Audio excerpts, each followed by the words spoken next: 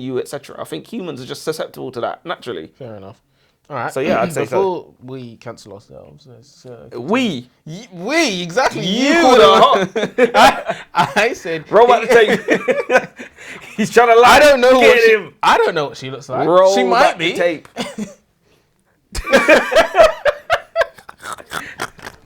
Nah, get him out of here.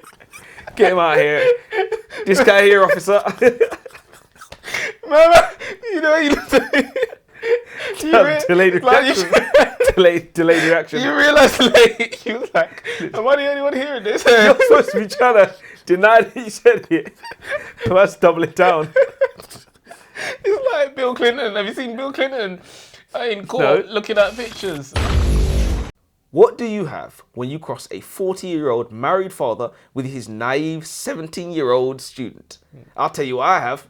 Nothing but respect for that man. In fact, he's instantly my favourite character.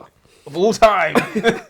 In author Jennette McCurdy's first novel, we follow Waldo, a pining teenager, and Mr. Corgi, the recipient of her affections in a story of forbidden love, female rage, and hopefully filthy, nasty theft. Shall we begin? So first of all, if there's anybody still watching, Yeah, because they've after that. immediately switched over, And flagged the video. it's Mr. Corgi. It's Mr. Corgi. Do you know what? Do you know what? And I have the advantage because I listened to the audiobook. And also, Corgi's a dog. It's just, it's a popular name. But do you know what? Pause this video right now. Go and read Half His Age by Jennette McCurdy. And when you've read it, you can join us for the discussion. Or you can join us anyway, because we're going to tell you all about it. My name's Elijah. And I'm Joseph, and welcome to the Aisha Library. I want to say automatically, I like the book. I loved the book. And I enjoyed reading it. But I just wish that they'd given us, I can't remember what the girl's name, Aldo. I wish she was 18, just because it gives us more of a debate. It gives us more to debate. A lot of people say, oh, she's a child, you're wrong for doing that. If she was 18, then we can have more of a fair and balanced debate. But that means the age is stupid then. What do you mean? There's 1 year of difference. Like, listen, do you see what I'm saying? Without getting cancelled or anything No, that. I hear what you're saying. I don't want to, I'm not interested in having a conversation of if age, one year doesn't matter, this, that, and the other. I'm just saying that adults, we see 18 as adults, and from that age, it's misogynistic to say that they're not allowed to do what they want. But yeah, I think it would have allowed us to have an actual proper conversation. But I do like what she did. How many do you have, by the way? 4.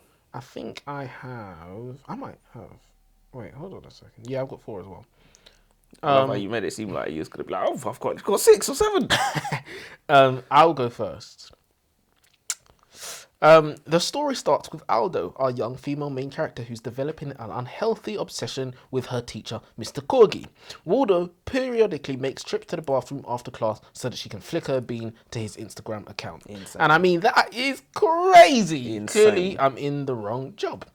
Before long, masturbating is not enough, and she decides that she's going to have Mr. Waldo, who is a happily married man. Now, that is an alarming reaction to finding out that your crush is married, but it doesn't take a genius to work out that Waldo's terrible relationship, she has a terrible relationship with men. Sorry, no, I missed it on.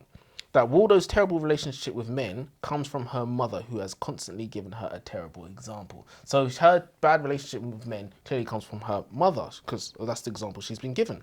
Don't let men ruin your life, her mother would tell her, as if the meaning of life is to, I don't know, get a job and pay into your pension so that maybe one day you can sip cocktails on a beach with sorry eyes full of regret, where you watch your life pass you by.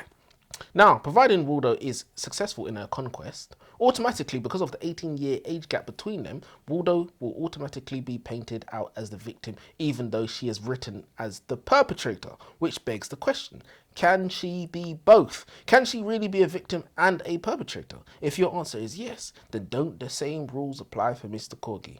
A victim of what? You might ask angrily. Is he a victim of temptation, of ego, of validation he didn't know he was starving for? Or, more controversially, is he a victim of the very biological drives society pretends don't exist? The author never lets us off the hook with a clear answer. So I thought that the author did a good job of blurring the lines between good and evil, right and wrong, victim and perpetrator. The relationship started when she was 17, which is unethical but legal. And the relationship continues once she reaches the age of 18, which is now completely above board. Even if some of the readers feel it's very wrong. Some of the readers are so outraged by this dynamic that they argue it should be illegal altogether, which leads to the final question of the book. Seems to ask, not quietly but provocatively. If you believe this should be illegal, what exactly are you doing about it? If nothing is the answer, then maybe you should shut up. But yeah, so can both participants be victim and perpetrator? I don't see why not. That was a very concise, simple answer. So Mr. Corgi was a victim, is what you're saying? I imagine so. I imagine so, yeah. You stand with the victim. He's definitely You stand with the victim, Mr. Corgi, and you think he should be defended, and you will defend him. Make String your him case. up. String him up. Send him to jail. So what exactly was he a victim of, in your opinion? Well, I definitely think he was a victim. Look, I don't think there are some men, not me, who believe that Mr. Corgi, is not in a position to refuse such offers. Was he gay? Yeah, he might not have felt like he's in a position, like, who knows? I think he's definitely a victim of temptation. That doesn't necessarily mean he was preyed upon by somebody, but he was a victim of, he could be a victim of circumstance. I like that. That was very diplomatic. But I would still argue that he was probably preyed upon. Oh, yeah, to be fair, he actually was preyed upon, because it literally, she did prey upon him. That man is married and I want him. Yeah, that is the definition of preyed upon. Are we saying that he shouldn't have succumbed, that he should have succumbed to temptations? We're not saying that. Yeah, definitely but not. I think I am. I think he was still a victim, and she was. I think she preyed upon him the way a vegan. The way a Venus flytrap preys upon you, but you got to put your hand in there first. Like, it's not a case of, it's not gonna literally walk you down or sprint after you. But that sounds like victim blaming. Nothing wrong with that. She shouldn't have been wearing that tight skirt. That's what it sounds like. That's what I'm saying. What was he wearing at the time? Let's move on. I feel like we could get away with unlimited number of those jokes as long as we make them about Mr. Corgi. Mr. Corgi can get away with unlimited ones. As soon as you make one about... That is interesting, though. Unfortunately, I'd say Aldo is probably a victim to herself and of her upbringing. She's her own worst enemy. Yeah, it's her upbringing. She has no moral compass, and that's surely down to her childhood. To be fair, I take that back. I think her mum's her own worst enemy. But that's what I said. That's her childhood. She should have been had a moral compass hammered into her. So she was getting something else hammered into her. Yeah. Anyway, go on. Whore. Is there a reason why the author set this book in Alaska? I don't mind authors being different and trying different things. After all, we're all bored of reading stories set in New York. But at times it feels like the author just wants to be different for the sake of it. The names of the characters. What teenage girl is called Waldo? The names of some of the places. It feels like the author's quirkiness, let's call it, is a character by itself. It's like the story is trying to constantly remind me that it's not like other stories. Which is a bit of a betrayal of the spirit of the story, in my opinion, because Waldo is meant to be this boring girl with a boring life. I felt like it kind of just distracted me from the story, wondering why everyone has a weird name and why everything is a weird place and why she works in Victoria's Secret and things that seemingly are not important, but you should feel like they should be. Yeah. I have never read a story that's set in Alaska before. Me neither. And I'm not gonna. And I don't wish to read another one. I don't think the world building was up to scratch. If you're gonna give us something that's out there, then give us some world building. And actually, I have put down Waldo because I think I put Aldo in the first one. Yeah, you said Mr. Aldo as well instead of Mr. Corgi. I've been saying Mr. Corgi because it's literally K Orgy. Crazy. I have to admit that I'm enjoying this story. The author is showing some skill. Well, maybe skill is a bit too strong of a word, but the author at the very least is scoring tap-ins. There is mystery and tension, not least because we are kept in the dark regarding Mr. Corgi's thoughts and feelings. Is he succumbing to Waldo's powers of seduction? Something that I'm sure many a men would surely fall victim to. I think I think that for the beginning section of the book was executed perfectly. Mr. Corgi flat out rejects Waldo when she goes in for a kiss. She storms off, disheveled and hurt. Then, of course, in that moment, her car breaks down, so Mr. Corgi and Waldo have to awkwardly sit in the car while they wait for the recovery vehicle. I thought that was a job well done. In any case, I think the most important question of the whole book is, at which point does Mr. Corgi cross the line? I think we all know that he never intended anything sinister with any of his students. He was a happily married man. He only cared for his students in a professional capacity, but he still found himself in a precarious situation. So, what do you think was the defining moment in this story where he 100% irrevocably crossed the line? Was it when he initially took admiration of Waldo's poetry and innocently invited her to his home for dinner with his wife? Obviously. Maybe. Or was it when he accepted Waldo's invitation to go on an innocent walk? Or was it when she leaned in and kissed him? I mean, he did push her off immediately and in no uncertain terms told her that he absolutely is not interested in her, but he did promise not to tell anybody. Is that where he crossed the line?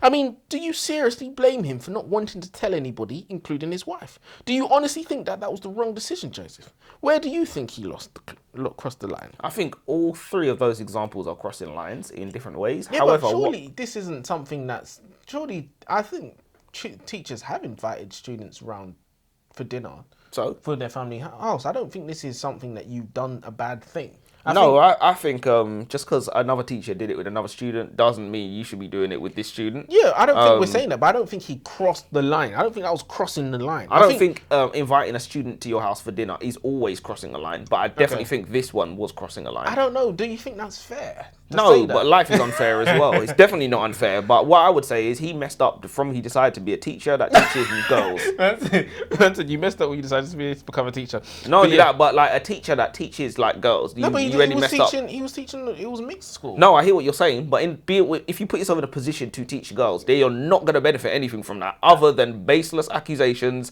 people misunderstanding stuff. It's literally just not worth it. But I think, just a bit too large for the scope of the scope of the question. I would just say I think all of those are examples of crossing the line. You should never you should be with female students as little as humanly possible. They shouldn't be coming to your house for dinner. I certainly wouldn't be inviting them to my house for dinner. If they're coming to my house, you know what they're coming for, and it ain't for dinner.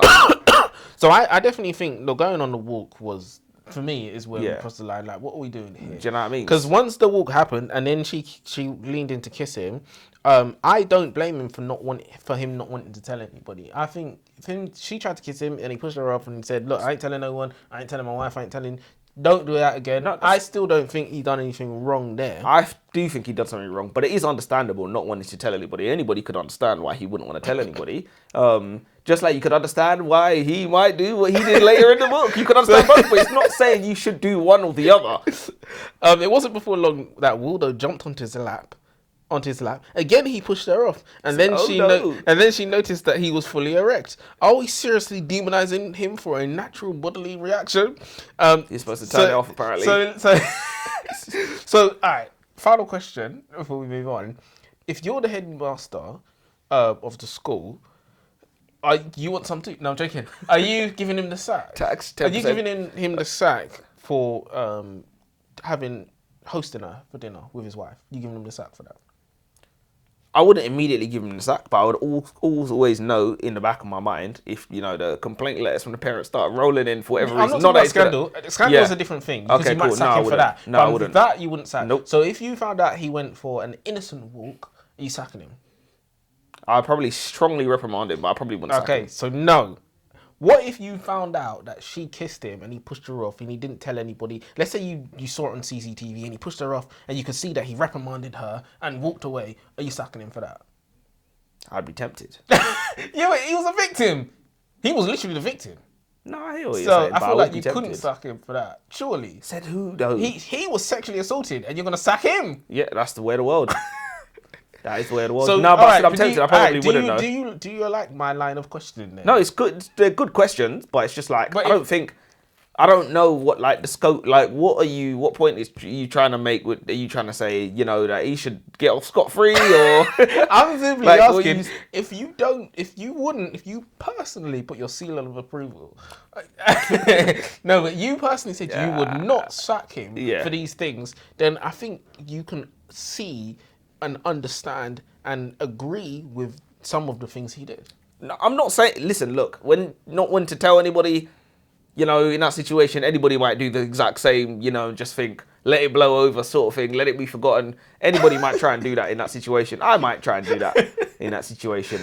But I'm not saying anything he did is not understandable. Okay. I'm just saying, like, if I look at it from a practical, you know, you give me the gavel and say, dispense justice. Okay, I know I said I was going to ask you only that last question, but I'll just ask you one more. And feel free to do your Joseph special of not answering. It's probably advisable. Are all men susceptible to what happened to Mr. Corgi? If the woman is attractive enough, gives him enough attention, does the man inevitably start to feel something for her? Nah, I can't say that. Do you know what? A smoking hot 10 gives a woman enough attention, he's going to be like, she's a good mate. I don't know. I don't know about that, to be honest. I don't really believe in men and women being friends. So what are you talking about then? I'm saying in that situation of like teacher-student. Forget teacher-student. I'm just saying, are all men susceptible of what happened to Mrs. Corgi? Because he didn't become attracted to her because she was a student. It was simply that she was hot. It was simply that. It was simply that. That's what he said. Yeah. So this is why I'm asking, you know, regardless of whether they're 17, 18, 19 or whatever, are all men susceptible to that? And when we say all men, I mean if you get 10, 20 men or whatever. Yeah, from that susceptible, yeah, sure. But you said susceptible, then you said as in given the time, inevitably they will fold, which is not the same thing as susceptible. I did say feel attraction. I didn't say they will fold as in they will. Oh, okay. I misunderstood the question. And then does the man inevitably start to feel something for her? I suppose so. It's normal, you know. I mean, if you're a guy and you know pursue a woman over and over and over and over and over again, even if she doesn't say yes necessarily, she's gonna. This is the reason people get put in a friend zone. Do you know what I mean? And it's like, I think humans naturally are just gonna feel something for someone if there's like an attractive person pursuing you, etc. I think humans are just susceptible to that naturally. Fair enough. All right. So yeah, I'd say before we cancel ourselves. We exactly. You I said. Roll back the tape. He's trying to lie. I don't know. I don't know what she looks like. Roll she might be. The tape.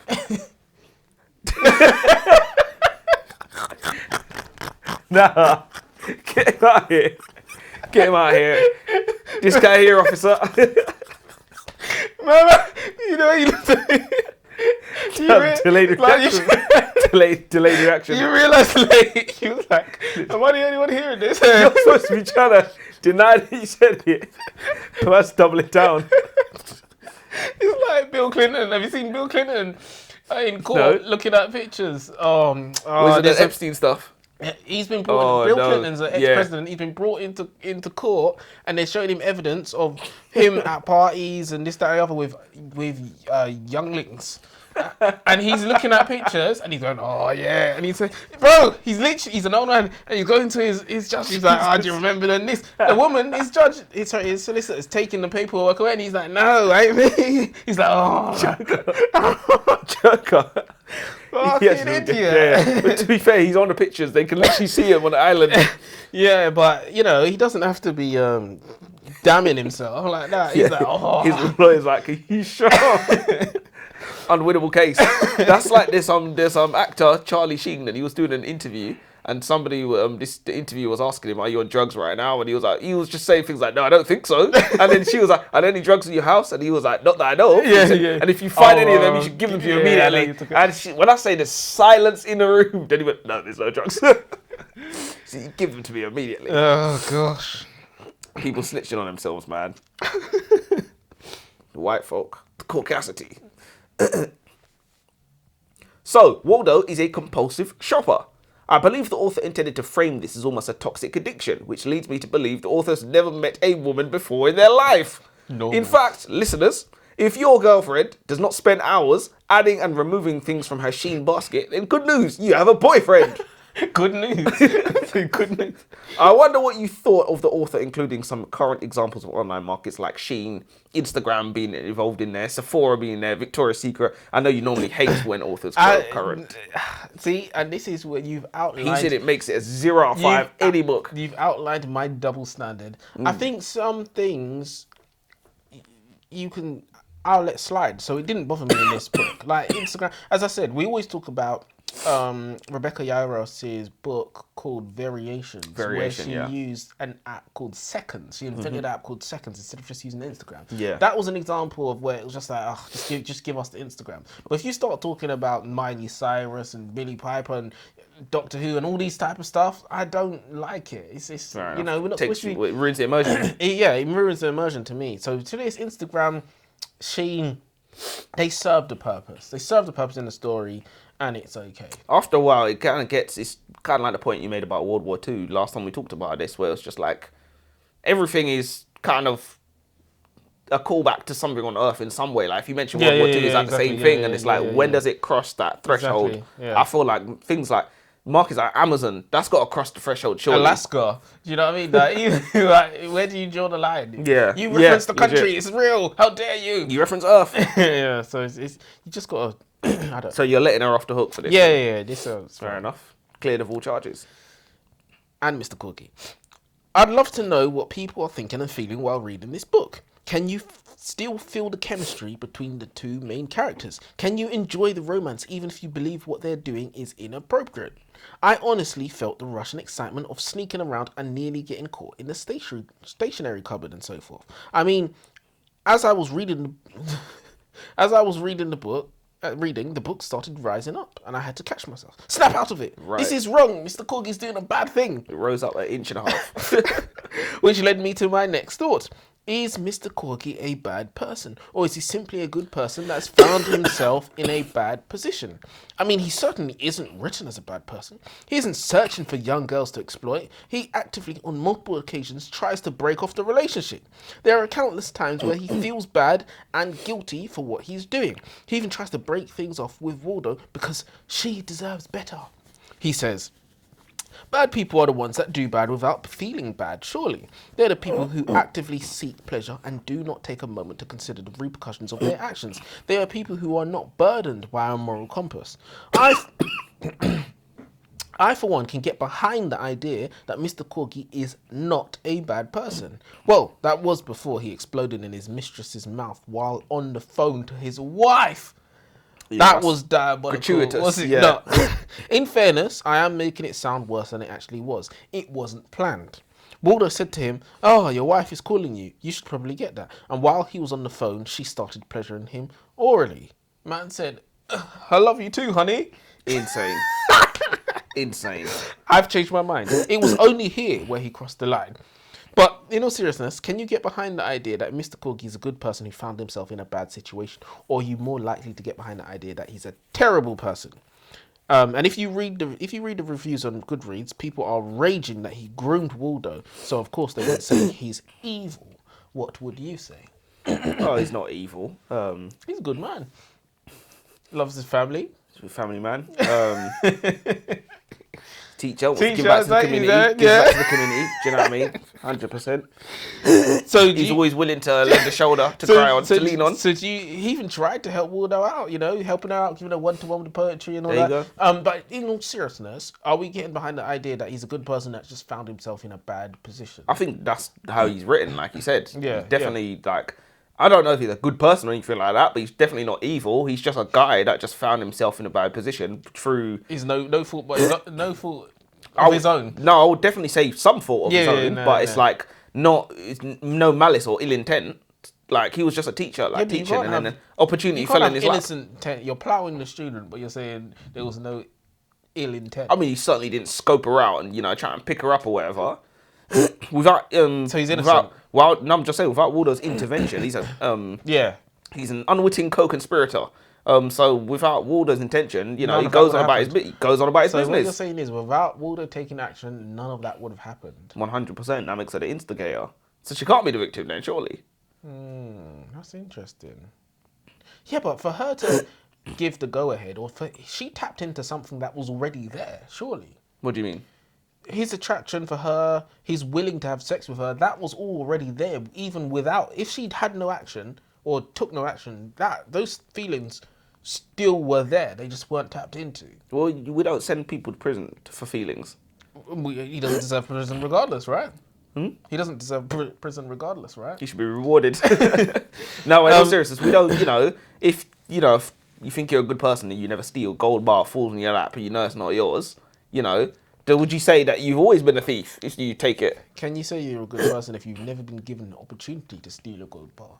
That's probably the best question you've asked today. You can't until really, you've been tested. 100%, and You this can't is know- tested. you He can't know- failed. And you can't know what you would do, especially if you believe you could get away with it. That's 100%. the real test. A lot of people lack opportunity. No one's looking. Exactly. A lot of people are good because they lack opportunity. Yeah, exactly. Sounds like we're defending him in court. In fact, 100%. Your Honor. Is it my turn? Your or is it Honor, turn? what would you have done? Is it my turn? Or is it your turn? It is my turn. Filth, utter filth. After reciting a class poem about her white trash origins, which earns her an impressed glance from Mr. Corgi, Wilder goes to the bathroom and flicks her bean while looking at Mr. Corgi's family photos on Instagram. So this is kind of why I'm like, I think Wilder is less innocent than Mr. Corgi, because that is some seriously sick stuff. Less innocent is an interesting term. I like that. Yeah, less innocent. Yeah, family photo. That's very sick stuff, And she's like stalking him online as well. Family photos, kinky. 100% stalking him online too. That's a form of harassment. I loved the ending of the book, and I fully co-signed the direction the author took. It was tense, uncomfortable, and it was genuinely anxiety-inducing. Watching Mr. Corgi leave his wife and small child for his 18-year-old mistress was almost painful. What an absolute fool!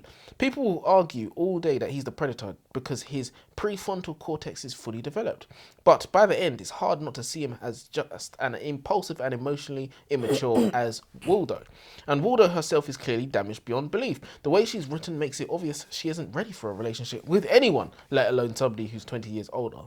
I actually felt anxious for Mr. Corgi as he slowly realises that he's destroyed his life for something that won't last. The scenes of him scrambling to accommodate Waldo in a tiny hotel room after being kicked out by his wife are bleak and pathetic in the most effective way. I also really respected the author's decision not to pile on career consequences, public exposure, or dramatic punishment. The story stays focused on living with your own decisions and not being theatrically punished for them, and it's still gripping. Because, it was a tapping to just make it public, everybody knows what happened. Everything implodes. I wanted to say initially that it was lazy writing for her to not have to open it up to the world, but it was still... You can't disagree with a point that I didn't make, so you agree with me, yeah? Sure. But yeah... But yeah, there's an earlier scene where Waldo confides in her best friend and admits that she's sleeping with her teacher. And that raises a question. If you were her friend, what would you do? Keep her secret out of loyalty or speak up and burn everything down? Oh, no, I wouldn't speak up. Oh, you wouldn't? No. I'd keep quiet. That's my friend. Can't snitch. If you're the teacher's friend... I want a blowjob. If you're the teacher's friend, I think it's a bit different. But especially if you're another teacher. But yeah, another teacher. Yeah, I think you got... So if you're another teacher and you knew about it, should you get the sack as well? Yeah, if you don't say anything, probably, yeah. Yeah, possibly. That is not dinner, not walks. They're shagging. In the stationery cupboard. Oh my goodness gracious, no. The quiet, almost philosophical ending worked for me too. Walder's mother goes to therapy, realises that she suffers from love addiction, makes apologies, promises change, and then lets Waldo down again anyway. And that's where the book ends. Not with redemption, just repetition. And the cycle continues. So, did you like the ending, or would you have gone in a different direction? No, I did like the ending. I agree with everything that you said about, just having two people realize that domestic bliss was naught but ashes and naught but, a fantasy that they built up for themselves in their heads. And this is why I say maybe they are both victims and both instigators, because they really tricked themselves. No one else tricked them. Nobody tricked this guy into thinking that, you can just say adios to your wife and your child, you move out with some 18-year-old and then it's going to be domestic bliss. I don't know, That's quite obviously a pipe dream, and now they've got to live in the blast crater of that decision.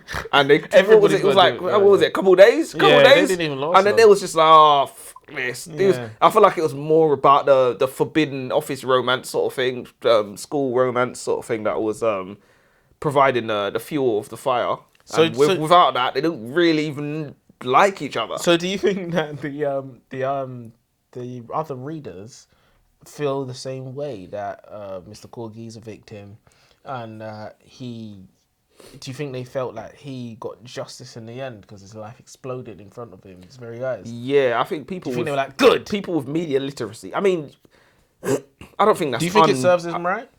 Do you think he got what he deserved? Yeah, I mean, did she get what she deserved then? It's a little bit different with her because her life's still ahead of her. She's still 17 and that she's still got like. He can still pull 17-year-olds. His no, life's still ahead of him too. He might have been like, he's crying tears of joy. Hallelujah. Wife's gone. 100%. He said, listen, wife's gone. Even better. You know. But hey, that's me done. All right, let me do my last one. I thought you had 4, and you went first. No, you went first. You don't remember? Oh yeah, I did go first. I'll tell you one thing this book did brilliantly. It painted a realistic picture of love versus lust. If this was the same generic romance slop we're used to, Waldo and Corgi would have galloped off into the sunset and got married. Instead, the author shows us how fickle feelings of desire are, how abruptly lust crumbles away at the slightest stress test or application of domestic pressure. The awful truth for many young people is you don't want to be with that person. You are just bored. You see that hot girl at work? She's not hot. She's just at work.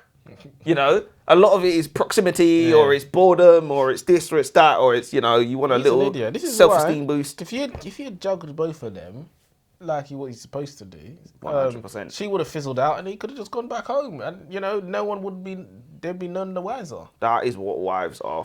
That's stability. They bring stability. Would you recommend a book, and what would you rate it? I would recommend a book because there's so many more romanticy slop books that you could read about teachers and students or office romances or whatever, and they don't really go anywhere. They don't have a decent message. This at least has a decent message, and I like the angle that they took, or that author decided to look at relationships with. I would recommend it. I'd give it a 3 out of 5. I think it deserves a 4. I knew he was gonna say that. It's got to be a 4. I think it's a very strong 4, to be honest with you, because I didn't really criticize it, actually. I didn't have any big problems. Maybe pacing a little bit, but we're not. I think this is very small. I'm taking the point off at Alaska. I didn't like the Alaska stuff. I don't know why they did that. It seemed like if you're going to do something like that, just make it important to the story at least. Yeah, give it. Well, this is why I say it makes some world building. Then it's fair enough. You go skiing at least. Like something, a bear. I don't know that Alaska's necessary. Like you ever need to set a story in Alaska just because. Because like you can. No one can stop you. This is still a Sunday Times bestseller at the end of the day. But it's just like there's gonna be inevitably people like me, bastards, who are just gonna be like, why though? Yeah. So what you're saying is normal civilization is somewhere in America or somewhere in Britain. New York, London. That is it. That is it. Anywhere else, you're getting marked down. Fair enough. Well, for that reason, 0. But yeah, no. I think the book was decent. I think it's one of the better books we've read in recent weeks. Solid 4 and then decent. Yeah, no, honestly, I enjoyed it. I'd read it again. Fair enough. And I'd recommend it to somebody who I know it would make them enraged. She can easily farm sequels as well. Half her age next. Easily farm sequels. Anyway, what did you think I meant by that? She's 17. So the next one, called Half Her Age, is obviously about an adult female teacher. Oh, I thought you said... And then a 70-year-old guy. No, when you say a sequel, it makes me think that a sequel's carrying it on, isn't it? It's carry on a story of some sort. Fair enough. I thought it would... Anyway, you're sick. Me! You said it! Check his hard drive. Don't. But on that note, I suppose, till next time. Till next time.